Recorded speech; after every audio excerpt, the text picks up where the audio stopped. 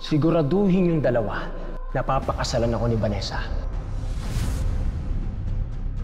Dahil tandaan mo, William, isang pitik ko lang, guguho ang buong kaharian mo. Naiintindihan mo?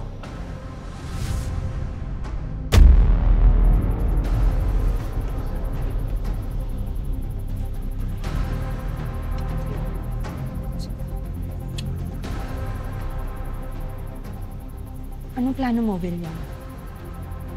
Ibibigay mo lang si Vanessa kay Calvin? Akala niya yata kung anong bagay lang ang hinihingi niya. Alam naman natin na wala sa tamang pag-iisip ang Calvin niya. At kaya ito, hawak niya si Ricardo eh.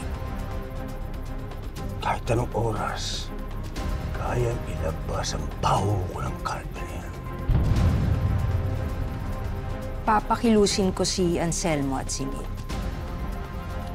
Ipapahanap ko sa kanila kung saan tinatago ni Calvin at ni Alvaro yung si Ricardo. Hanggat hindi niya gagawa yan, makikipaglaro muna ako kay Calvin.